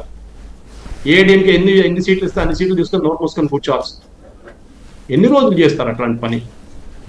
అదే కదా, బీజేడీతో పొత్తు చేసుకోవచ్చు కానీ మన ఒడిశాలో ఎందుకు చేయలేదు? వాళ్ళకి తెలిసిపోయింది అది. దట్ మనం గ్రో కావాలంటే, మనం పెరగాలంటే ఆ స్టేట్లో మనకి ఒంటరిగా పోటీ చేయాల్సింది. సరే, ఏఐడిఎంకే దాన్ని పోటీ చేసే 2 సీట్లు ఈసారి గెలిచారంటే మీరు అదే 2 సీట్లు ఉండిపోతారు నెక్స్ట్ 10 సంవత్సరాలు 15 సంవత్సరాలు కూడా. 3 సీట్లు చేస్తారు, 4 సీట్లు చేస్తారు. ఏఐడిఎంకే కూడా లీడర్షిప్ లేదండి ఇప్పుడు. వాళ్ళ ఓటు తగ్గి వస్తుంది వాళ్ళది కూడా. ఎందుకంటే జయలలిత తర్వాత కరిస్మాటిక్ లీడర్ అని లేదు వాళ్ళ దగ్గర. ఇన్ఫాక్ట్ డిఎంకేలో కూడా లేదు, ఎవరు లేదు. స్టాలినే ఉన్నాడు కదా, అంత పెద్ద లీడర్ కాదు స్టాలిన్, కరిష్మా లేదు ఆయనకి. సో డెఫినెట్గా అన్నామలైకి ఉన్న కరిష్మా సెంట్రల్ లీడర్షిప్ కూడా చాలా మటుకు వాళ్ళకి తెలిసిపోయింది. ఈయన ఒక real youth icon. Rahul Gandhi కాదు యూత్ ఐకాన్, అన్నామలై. టైం పడుతుంది. ఎస్, ఆయనకి 10-15 సంవత్సరాలు టైం ఇవ్వండి, ఆయనకి ఇండిపెండెన్స్ ఇవ్వండి, ఫ్రీడమ్ ఇవ్వండి, ఆయనకు ఆపరేట్ చేయడానికి ఆయన ఓన్ టీమ్ సెటప్ చేసినాడు. నేను ఆయనతో గంట సేపు గడిపాను సాయి గారు, ఆల్మోస్ట్ 2 నెలల ముందు చెన్నైకి వెళ్ళాను. ఏం క్లారిటీ సార్, ఎంత బాగా పొలిటికల్ క్లారిటీ ఆయన దగ్గర ఉందంటే. యాక్చువల్లీ ఒకసారి అనుకుంటారు ఆయన తమిళనాడు టైం వేస్ట్ చేస్తున్న, ఆయన సెంట్రల్ లీడర్షిప్ తీసుకురావాల్సింది బీజేపీ. కానీ తమిళనాడులో బీజేపీ పెరగాలంటే డెఫినెట్గా అన్నామలై అక్కడే ఉండాలి. 5-10 సంవత్సరాలు ఆయన సపోర్ట్ చేయండి, ఆయన చేస్తున్న పని చూడండి. దాని తర్వాత మీరు ఆ చేంజ్ వచ్చినప్పుడు మీరు అంటారు మేము చెప్పింది కరెక్టే చేసామా. రైట్. పంజాబ్ పరిస్థితి ఏంటి? ఇక అక్కడ ఖాతా కూడా తెరవట్లేదు వరుసగా. పంజాబ్ కూడా అంతే కదండి సాయి గారు, నేను చెప్పిన అదే. మీరు పళ్ళు పట్టుకొని తిరిగారు శిరోమణి అకాలీ దళ్. దాని తర్వాత ఫార్మర్స్ అజిటేషన్ వచ్చి వాడు వెళ్ళిపోయాడు. వాళ్ళు ఈసారి వాళ్ళు కలవలేదు, వీళ్ళు కలవాలి. గెలిచారు వాళ్ళ సీట్, అక్కడెక్కడ చెప్పొచ్చు అది. కానీ అది కాదు కదా, శిరోమణి అకాలీ దళ్ అనేది ఓల్డెస్ట్ అలయన్స్ పార్ట్నర్ బీజేపీ, 1984 నుంచి అలయన్స్ పార్ట్నర్ బీజేపీ. వీళ్ళు ఎవరు వచ్చినా కానీ ముందుండే, కానీ వాళ్ళు ఎప్పుడు బీజేపీని పంజాబ్లో పైకి రానియలేదు. వాళ్ళు బీజేపీని ఎప్పుడు ఆ 2 సీట్లు 3 సీట్లు ఇచ్చి నోరు మూసుకొని కూర్చోమని చెప్పారు అంతే. ఆ పరిస్థితి బీజేపీ ఇప్పుడు అదే పరిస్థితిలో ఉన్నారు బీజేపీ. దాని నుంచి బయటకు రాలేకపోతున్నారు. బట్ దే డిడ్ వెల్ అంత. కానీ అక్కడ మనకు తెలుసు సిచ్యువేషన్ పంజాబ్లో ఎట్లా ఉందని. ఒకటి ఫార్మర్స్ అజిటేషన్ ఒక ఇంపాక్ట్ ఉంటుంది. నెక్స్ట్ అక్కడ బీజేపీ వ్యతిరేకత అని చాలా వీళ్ళు బిల్డప్ చేశారు ఖాళిస్తాన్ మూవ్మెంట్ వాళ్ళు. మనం చూసాం అమర్దీప్ సింగ్ అట్లాంటి వాళ్ళు ఎలక్షన్ కలిసారు ఈసారి. సో టెర్రరిస్ట్ ఎలక్షన్ కలవడం అక్కడ పంజాబ్లోనే జరగవచ్చు, ఇంకెక్కడ లేదు. జమ్మూ కాశ్మీర్లో అక్కడ ఇంజనీర్ కలిసాడు సీటు. సో ఈ మిగతా ఏ స్టేట్లో మీరు టెర్రరిస్ట్ని ఎలక్షన్ కలిసి బయటికి రావడం చూడలేదు, కానీ పంజాబ్లో జరిగింది. సో పంజాబ్లో బీజేపీకి ఎక్కువ ఫ్యూచర్ లేదు, టైం పడుతుంది అక్కడ కూడా. కానీ ఆ mind set, Khalistani mind set ఎప్పుడు దాకా ఉంటుందో అప్పుడు దాకా ఏం చేయలేదు. ఎందుకంటే అక్కడ వస్తున్న చాలా మట్టుకు ఫండింగ్ కెనడా నుంచి వస్తుంది. అండ్ కెనడాలో వాళ్ళు డబ్బులు ఇస్తున్నప్పుడు వాళ్ళు మీకు క్లియర్గా చెప్తారు ఏం చేయాలని చెప్పేసి. అది ఇందిరాగాంధీ చంపిన ఫోటో పెట్టి కన్నడాలు తిరుగుతున్నారు, మోదీ గారిని జైలు వేసినట్టు చేసి వ్యాన్లు తిరుగుతున్నారు. ఇదే పంజాబ్ వాళ్ళకి ఇచ్చే డబ్బులు అక్కడి నుంచి వస్తుంది. ఈసారి చూడండి ఆమ్ ఆద్మీ పార్టీ ఎందుకు గెలవలేదు, కాంగ్రెస్ ఎందుకు గెలిచారు? ఇక్కడే మీకు ఒక స్టోరీ ఉందా? రైట్. అంటే ఒక పక్కన కాశ్మీర్, ఒక పక్కన పంజాబ్, ఈ రెండిట్లో ఈ తీవ్రవాదులు లేదా తీవ్రవాద భావజాలం ఉన్న వాళ్ళు దేశం విచ్ఛిన్నం చేయాలన్న వాళ్ళు గెలవటం అన్నటువంటిది, అది కూడా ప్రజాస్వామ్యబద్ధంగా గెలవటం అన్నటువంటిది ఫ్యూచర్లో దేశానికి థ్రెట్ అవ్వదా? ఎస్, థ్రెట్ అవుతుంది, దాంట్లో డౌటే లేదు సార్. ఎందుకంటే ఈసారి ఒకరే గెలిచారు, రేపు 10 మంది కలిసి ఏం చేస్తారు? పార్లమెంట్ వచ్చి కూర్చుంటారు. దానికి చట్టాలు తీసుకురావాల్సిందే, కొత్త చట్టం తీసుకురావాలి.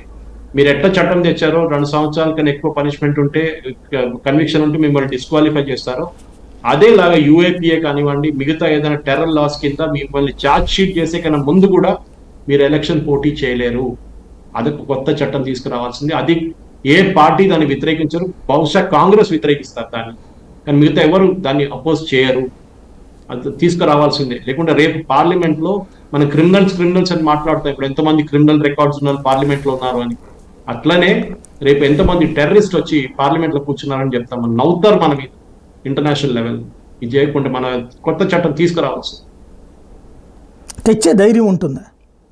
ఉంటుంది, ఉండాల్సింది. లేకుంటే మళ్ళీ ఏం చేస్తారు? మీరు ఏం చెప్తారు ప్రజలకి? మేము ఏం చేయలేకపోయాం, మీకు 2/3 మెజారిటీ అక్కర్లేదు కానీ 400 పార్ అక్కర్లేదు. అది మీకు సపోర్ట్ చేయడం చాలా మంది ఉంటారు. ఎవరు సపోర్ట్ చేయరండి? నేను చెప్పాను కదా, ఒక పార్టీ వ్యతిరేకిస్తుంది, కాంగ్రెస్ ఒకటే వ్యతిరేకిస్తారు, బహుశా సమాజ్వాదీ పార్టీ లాంటి పార్టీ. మిగతా ఎవరు దీన్ని అపోజ్ చేయరు. ఏ దేశంలో అండి టెర్రరిస్ట్ అలౌ చేస్తారు పార్లమెంట్ వచ్చి కూర్చోడానికి? ఎక్కడ చేయరు, ఏ దేశంలో లేదు. మీరు ఇది తాలిబాన్ లాగా తయారు చేస్తున్నారా? ఆఫ్ఘనిస్తాన్, నార్త్ కొరియానా, మీరు సిరియానా, ఏం తయారు చేస్తున్నారు మీరు ఇక్కడ? So definitely time has come. ఆ చట్టం, కొత్త చట్టం తీసుకురావాల్సింది. ఎందుకంటే ఛార్జ్ షీట్ దాకా వెయిట్ చేయక్కర్లేదు.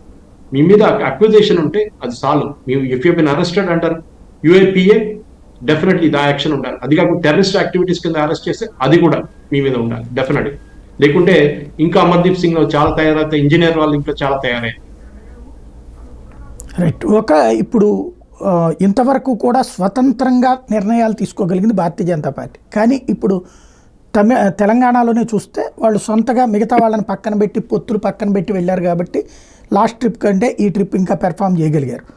ఇప్పుడు ఆంధ్రప్రదేశ్లో డిపెండబుల్ సిచ్యుయేషన్లో తెలుగుదేశం పార్టీతో కలిసి పొత్తు పెట్టుకుంది.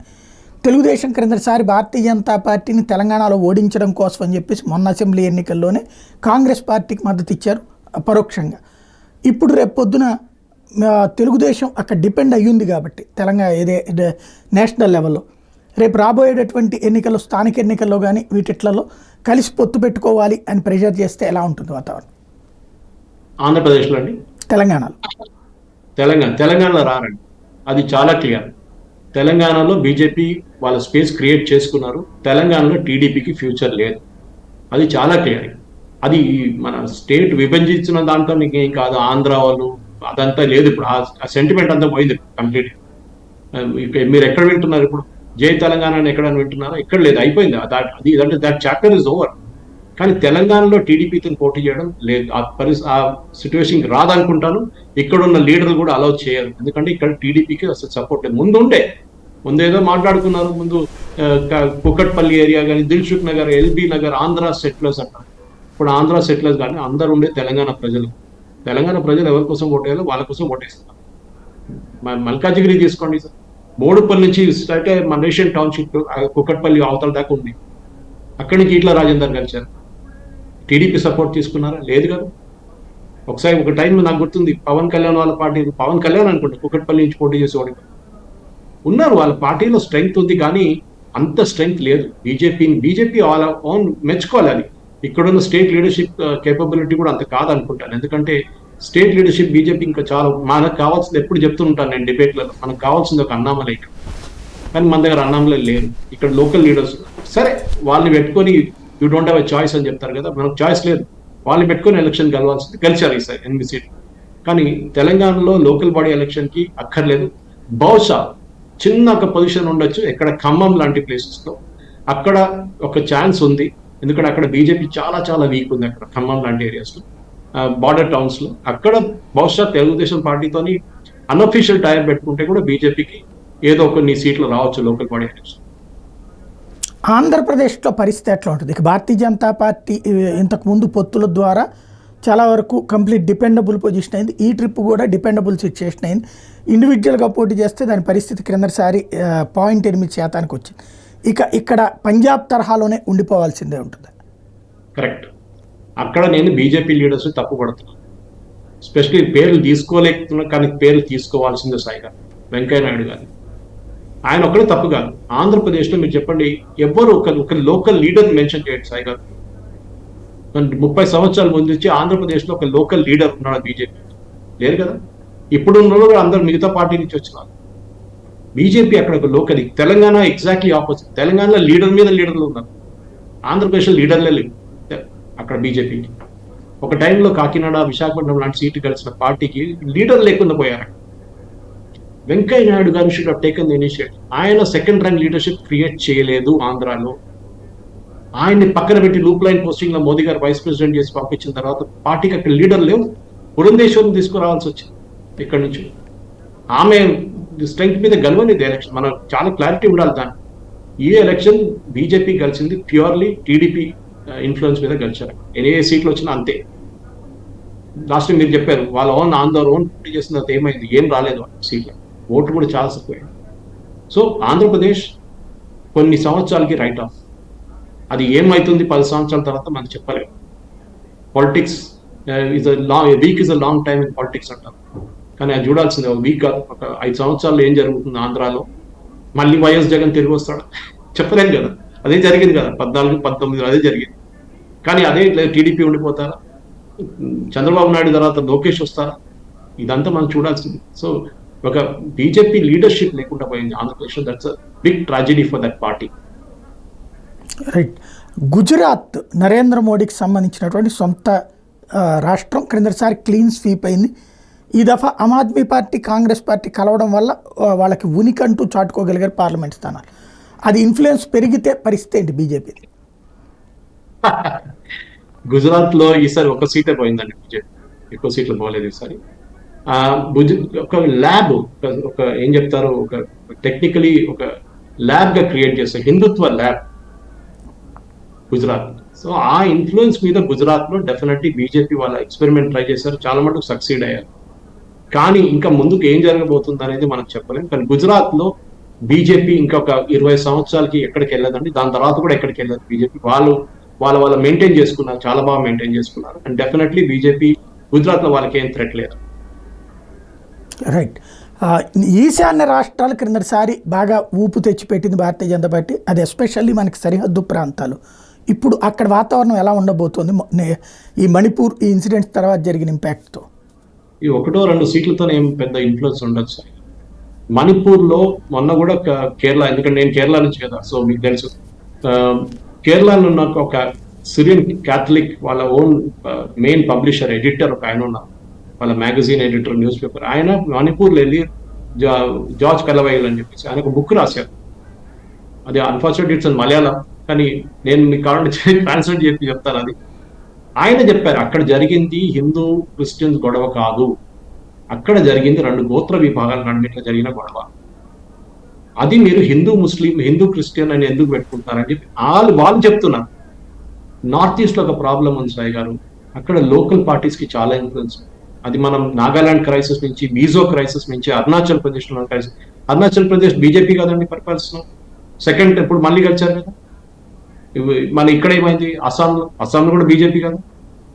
అది పెద్ద రాష్ట్రాల్లో, అక్కడున్న పెద్ద రాష్ట్రాల్లో బీజేపీకి ఇన్ఫ్లుయెన్స్. కానీ చిన్న రాష్ట్రాలకు వచ్చేటప్పుడు అది మిజోరాం ఉండొచ్చు, మణిపూర్ ఉండొచ్చు, నాగాలాండ్ ఉండొచ్చు, అట్లాంటి చిన్న చిన్న రాష్ట్రాలకు ప్రాబ్లం ఉంది. త్రిపుర బీజేపీ రూల్ చేస్తుంది. సో 3 పెద్ద రాష్ట్రాలు నార్త్ ఈస్ట్ లో బీజేపీ చేద్దాం. రైట్. ఫైనల్గా ఒకటి చెప్పండి, కేరళలో ఎలాగా ఆ ఒక్కటే అది మోహన్లా, అదే తన పేరు సురేష్ గోపి ఇన్ఫ్లుయెన్సా లేకపోతే పార్టీగా పికప్ అయింది అక్కడ? సురేష్ గోపి ఇన్ఫ్లుయెన్స్ ఉందండి, పార్టీ ఇన్ఫ్లుయెన్స్ కూడా డౌట్ లేదు. అది త్రిశూర్ అనేది నా హోమ్ టౌన్ అండి, నేను అక్కడి నుంచే, త్రిశూర్ నుంచి 15 కిలోమీటర్ దూరంలో నా విలేజ్ కరువనూరు. సురేష్ గోపి ఏం చేశారంటే కొంచెం లెసర్ అండి పాలిటిక్స్, మన దగ్గర ఉన్న పొలిటికల్ లీడర్స్ కూడా నేర్చుకోవాలి. ఏంటంటే ఆయన ఫస్ట్ లోక్సభ పోటీ చేశారు, ఓడిపోయారు 2019లో. అసెంబ్లీకి పోటీ చేశారు, ఓడిపోయారు. ఆయన అక్కడే ఉన్నారు, ఈజ్ నాట్ ఫ్రమ్ త్రిచూర్. ఆయన కొల్లం అని చెప్పి ట్రివాండ్రం దగ్గర, ట్రివాండ్రం నుంచి 1.5 hours పెద్ద టౌన్ కొల్లం డిస్ట్రిక్ట్ కూడా, కొల్లం డిస్ట్రిక్ట్ నుంచి. ఆయన త్రిశూర్ ఆయన కాదు, కానీ ఆయన అక్కడ ఉండారు. త్రిశూర్ రెగ్యులర్ గా ఉంటారు, ఫంక్షన్స్ అటెండ్ చేస్తారు, కల్చరల్ ఫంక్షన్. కానీ ఇంకోటి ఏంటంటే ఆయన చాలా మంచి మనిషి. ఎట్లా అంటే ఎవరైనా వెళ్ళి నాకు ఇల్లు లేదండి, నాకు డబ్బులు లేదు ఇల్లు కట్టడానికి, ఇల్లు కట్టిస్తాడు. ఎవరు అంటాడు నా పాపకి చదువు చెప్పడానికి ఫీజు లేదంటే ఫీజు కట్టిస్తాడు, అన్ని చేస్తాడు. ఎందుకంటే ఇది అన్ యాక్టర్, అంత డబ్బులు ఉంది కదా చెప్పేయడానికి. కానీ చేయాలని లేదు కదా, మన దగ్గర ఎంతో మంది యాక్టర్లు ఉన్నారు, చేస్తారట. వాళ్ళు పబ్లిసిటీ కోసం చేస్తారు బహుశా, కానీ ఫోటో తీసుకుని. కానీ ఆయన చేయరు, ఆయన ఎప్పుడు చెప్పకుండా చేస్తారు. అదే ఆయన మెచ్చుకోవాలి ఆయన. సో త్రిశూర్లో కూడా హిందూ పాపులేషన్ ఉన్నారు, డౌట్ లేదు. మన ట్రివాండ్రం లాగానే హిందూ పాపులేషన్, పాలక్కాడ్ లాగానే త్రిశూర్లో ఉన్నారు. కానీ ఇక్కడ క్రిస్టియన్ ఓటింగ్ కూడా ఈసారి చాలా బాగా జరిగింది. క్రిస్టియన్ ఓటింగ్ ని ఈసారి బీజేపీని కల్పించింది త్రిశూర్లో. అది కాంగ్రెస్ కి, దానికోసం కాంగ్రెస్ 3వ స్థానానికి వచ్చేసారు. లాస్ట్ టైం గెలిచిన పార్టీ కాంగ్రెస్ అక్కడి నుంచి. కానీ ఈసారి Muraleedharan, former chief minister Karunakaran కొడుకు 3వ స్థానంలో వచ్చేసారు. ఎందుకంటే కాంగ్రెస్ ఓట్స్ విచ్ ఇస్ చాలా మటుకు క్రిస్టియన్ ఓట్స్ బీజేపీ పైకి వచ్చేసింది. దానికి చాలా కారణాలు ఉన్నాయి, అది డిబేట్ చేస్తూ మనం ఇంకో డిబేట్ చేయాల్సి వస్తుంది. అది సిపిఎం వాళ్ళ ప్రో ముస్లిం ఒక యాటిట్యూడ్ ఉండే, దాంతోని గాజా క్రైసిస్ ని ఎక్స్ప్లాయిట్ చేయడానికి కమ్యూనిస్ట్ వాళ్ళు, కాంగ్రెస్ వాళ్ళు చేసిన పనికి క్రిస్టియన్ వాళ్ళ కోపం వచ్చింది అక్కడ. ఇదేంటి మీరు హమాస్ ని సపోర్ట్ చేస్తున్నారని చెప్పి కాంగ్రెస్ వ్యతిరేకంగా ఓటేశారు. అది అక్కడ జరిగింది. అండ్ సురేష్ గోపి ఇన్ఫ్లుయెన్స్ ఈసారి బీజేపీకి లోకల్ బాడీ ఎలక్షన్ చాలా మంచి పనికి వస్తుంది. అక్కడ ఆల్మోస్ట్ 60% పాపులేషన్ మైనారిటీ పాపులేషన్, అంటే ముస్లిమ్స్ అండ్ క్రిస్టియన్స్. సో హిందువులు ఉన్నది 40%. సో బీజేపీకి పెద్ద అసెంబ్లీ మేము పోటీ చేసి గెలవబోతాం చెప్పలేరు. ఈ సీట్ గెలిచిందే పెద్దది. ఇన్ఫాక్ట్ ట్రివాండ్రం కూడా గెలవాలంటే, ఆర్టింగల్ కూడా ఒక సీట్ ఉంది. ఈ 3 సీట్లలో బీజేపీ చాలా నేరో మెజారిటీతో ఓడిపోయారు. బహుశా 2 సీట్లు, ఒక సీట్ అయితే గెలిచిన త్రిశూర్. సో నెక్స్ట్ టైం బహుశా 2 సీట్లు బీజేపీ గెలవచ్చు కేరళ నుంచి. కానీ ఈ రిలీజియస్ కాంబినేషన్ చాలా ఇంపార్టెంట్. అదే ఏమైనా క్రిస్టియన్స్ అంటే క్రిస్టియన్ సొసైటీ వీళ్ళు ఏమైనా కలుస్తారా ఫ్యూచర్లో? ఆ ఫార్ములా సక్సెస్ అయింది కదా, ఏమైనా కావచ్చు సాయి. కేరళ స్టోరీ తప్పు, కేరళ స్టోరీ ఫేక్ అని చెప్పిన వాళ్ళు పినరాయి విజయన్. కానీ చాలా మంది క్రిస్టియన్ అమ్మాయిలు ఇదే లవ్ జిహాద్లో పడి వాళ్ళు ఇక్కడ దేశంలో లేరు, లేక దేశం నుంచి పారిపోయారు, చాలా మంది చనిపోయారు. అది నేను చెప్పలేదు, మీరు చెప్పలేదు, అక్కడ ఉన్న బిషప్స్ చెప్పారు. కేరళలో ఉన్న క్రిస్టియన్ బిషప్స్ చెప్పారు, మా కమ్యూనిటీ అమ్మాయిని కూడా వీళ్ళు తీసుకెళ్ళిపోతున్నారు. అది చాలా ఇంపార్టెంట్. అది దానికోసం క్రిస్టియన్స్ కూడా ఈసారి అప్పుడు ఆలోచిస్తున్నారు. కేరళలో క్రిస్టియన్స్ అనేది, క్రిస్టియానిటీ చాలా ముందు వచ్చింది సాయి గారు. ఇక్కడలా కాదు, తెలంగాణ ఆంధ్ర లాగా కన్వర్టెడ్ క్రిస్టియన్స్ ఎక్కువ, చాలా తక్కువ. అక్కడ చాలా మటుకు ఒరిజినల్ క్రిస్టియన్స్. ఆ ఒరిజినల్ క్రిస్టియన్స్ అంటే నంబూదిరీస్, అప్పర్ కాస్ట్ నుంచి కన్వర్ట్ చేశారు first 17th century 16th century నుంచి. ఫర్ ఎగ్జాంపుల్ నా కమ్యూనిటీ, నాయర్ కమ్యూనిటీ, ఇక్కడ నుంచి కూడా చాలా మందిని కన్వర్ట్ చేశారు. We're supposed to really higher, Namboodiri, Menon, ఆ తర్వాత మేనన్ నాయర్ కమ్యూనిటీ వస్తుంది. సో ఆ కన్వర్టెడ్ కమ్యూనిటీ కూడా వాళ్ళు ఆలోచిస్తుంది హిందూ వే ఆఫ్ థింకింగ్ లా వస్తుంది. అక్కడ సిరియన్ క్యాథలిక్స్ ఉన్నారు, జేకబైట్స్ ఉన్నారు, లాటిన్ క్యాథలిక్స్ ఉన్నారు, మార్థోమాస్ ఉన్నారు, చాలా మటుకు డిఫరెంట్ డినామినేషన్, పెంటకోస్ట్ ఉన్నారు. వీళ్ళందరూ ఒకటేలాగా ఓటు వేయరు, అది చాలా డిఫరెంట్. ట్రివాండ్రంలో రాజీవ్ చంద్రశేఖర్ ఎందుకు ఓడిపోయారంటే, ట్రివాండ్రం టౌన్ క్రాస్ చేయగానే మీరు విడిన్యం పోర్ట్ దగ్గర వెళ్ళగానే అక్కడ లాటిన్ క్రిస్టియన్స్ చాలా, మీకు ఎంత మెజారిటీ ఉన్నా కానీ మీరు ఓడిపోతారు. ఎందుకంటే లాటిన్ క్రిస్టియన్స్ ఎప్పుడు బీజేపీకి ఓటేయారు, వాళ్ళు కాంగ్రెస్కే ఓటేస్తారు. సో దాంతో ఇందుగా ముందు కుమ్మనం రాజశేఖర్ గారు అట్లనే ఓడిపోయారు. ఈసారి రాజీవ్ చంద్రశేఖర్ ఆయన 25,000 ఓట్ల లీడ్ ఉన్నా కానీ లాస్ట్ 15,000 ఓట్లతో ఓడిపోయారు.